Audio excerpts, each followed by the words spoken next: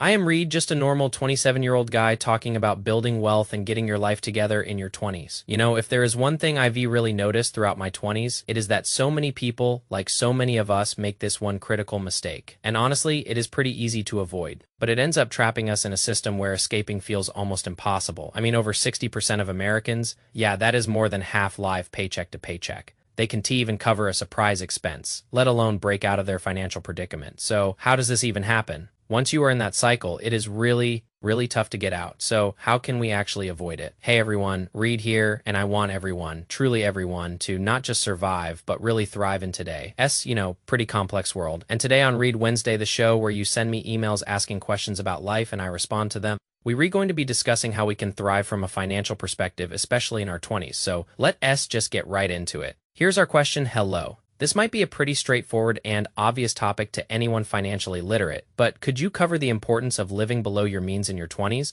whether that be fresh out of college or just moved somewhere, while also maintaining a solid standard of living and quality of life? Thanks, sent from my iPhone. Well, thank you. Sent from my iPhone, and I think this is a super important topic to discuss, especially since the majority of my viewers are in their 20s. A lot of them, in their early 20s, so I am going to tell you a little story about my own journey, my, shall we say, cheapness, and how living below my means actually gave me a pretty significant degree of financial freedom later in my 20s, enough to actually quit my job without another one already lined up. It is so important to be a bit of a cheapo when you are young, especially before you adopt those major responsibilities like a house or, a partner and a family and all those big life things. So first, I want to discuss why it might feel a little tougher for our generation. It is really no secret that our generation faces some challenges that are pretty unique to us. Student loans are just, well, they re-nuts. The prices of everything are just through the roof in America. Inflation, for example, has been as bad as it has been in decades, although it has come down a little bit recently, but especially 2 years ago, we were dealing with historically high inflation. The job market, too, has been a little brutal for the last couple of years. So with all of this, it is really no surprise that 60% of Americans, 60%, lie paycheck to paycheck. So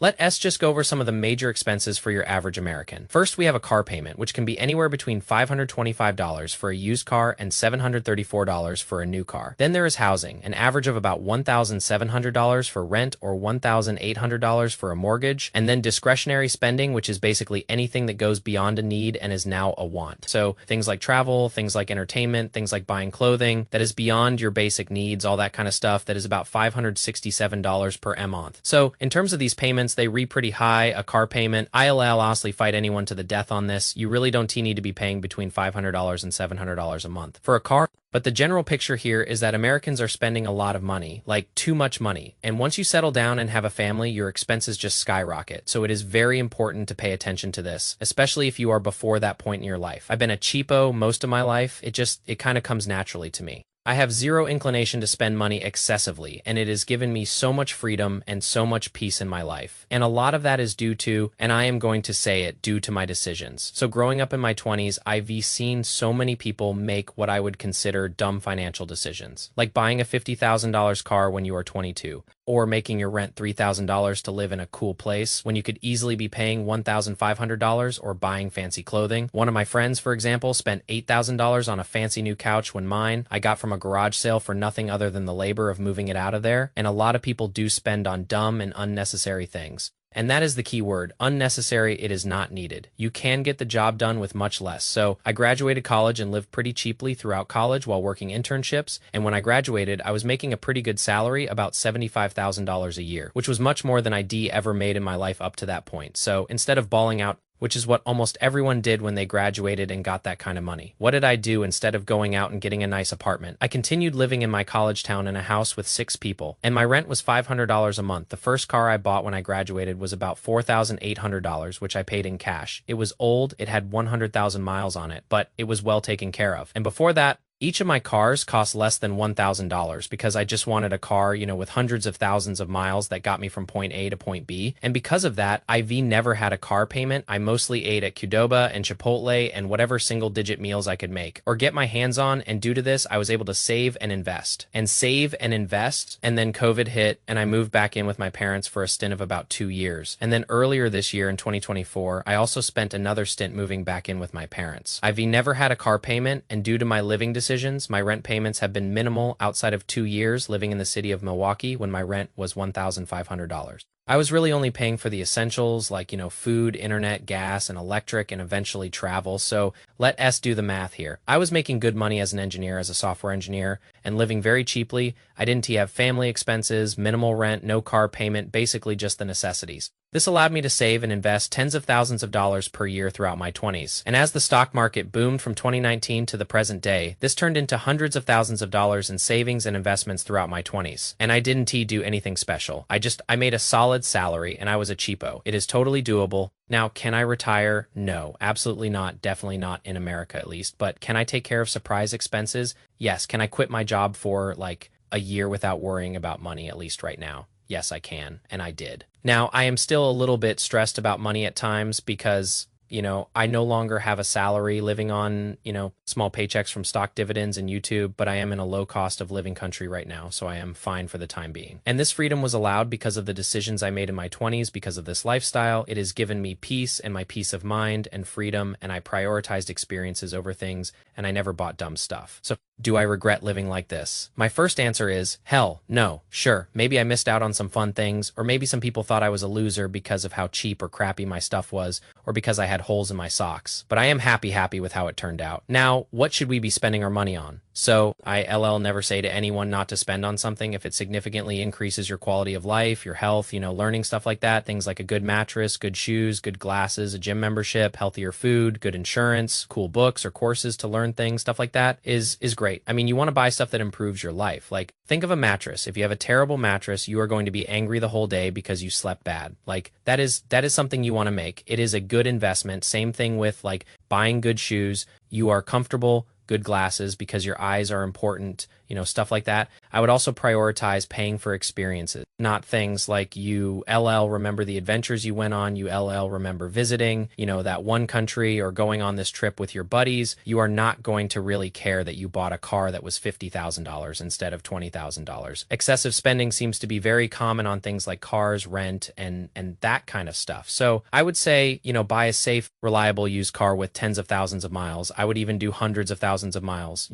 That is what I bought, but you do get a lot of repairs and stuff when it comes to those older cars. But just, don't go overboard. It be much cheaper if you buy a used car than a new car. And it do the job. In terms of rent, I recommend it is live with roommates early on, as long as you get along with them and you live in a safe place. And don't go overboard if you don't need to. I mean, some of my friends have gotten just out of control with their crazy high rent prices just because they made money. They thought they could spend it. Now they have no savings and they the same age as me. And also, if you decide to buy a house, get a mortgage, it can be a bad investment if you overstretch yourself and don't set aside expenses for maintaining the house. Like, all that is on you. So a lot of people make the mistake of buying too much house, and now it becomes this liability for them, as opposed to if you are not really sure where you are going, or you don't really have like the down payment to make on a house, you might want to just continue renting in the meantime in terms of discretionary spending. You do want to have fun, you want to buy cool things, but just don't go overboard.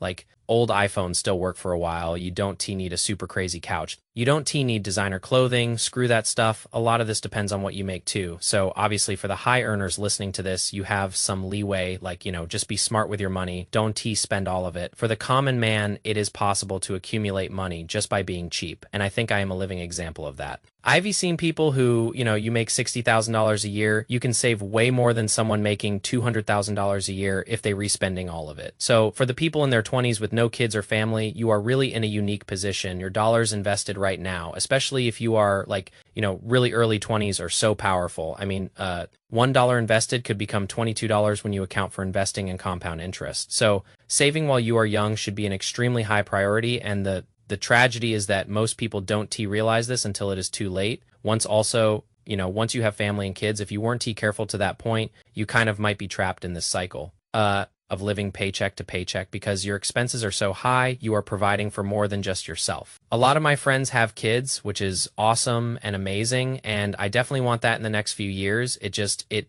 elevates your responsibility and limits the risk you can take if you aren't in a position to save. So if you are there, You got to try your best to either cut back expenses, or if you can do that in a healthy way, try to upskill, learn something new, try to figure out something where you can make a little bit more money, or maybe even a side hustle. Like YouTube, the best thing to do though is to avoid getting in that cycle in the first place. It is still possible to escape once you get there, but it is just much more difficult than preventing it in the first place. Here are some numbers that they should scare you a little. Anything you spend just $19 per week on adds up to over $1,000 per year. So think of that Starbucks coffee you get, or maybe you have a fancy cocktail or a couple of beers on the weekend. That adds up. And imagine how much, if you could save thousands of dollars per year, how much that adds up over the long term. And here is another one. If you invest just $100 per month starting at age 22, by the time you are in your 60s, this adds up to $500,000. Now, if you bump this up to $200 per month, which is again, a relatively small number to do, you have almost $1 million.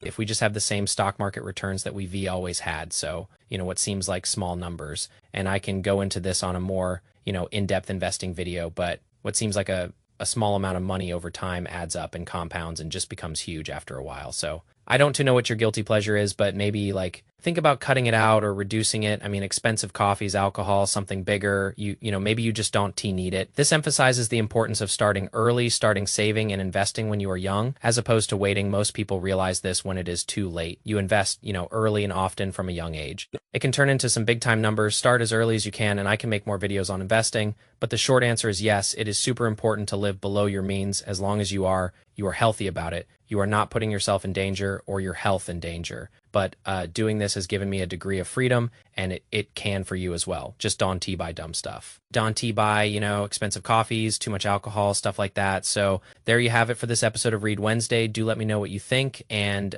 send me any more emails with your questions. I've been loving this show. Hope I can do many more, and have a good rest of your day, everyone. Peace out.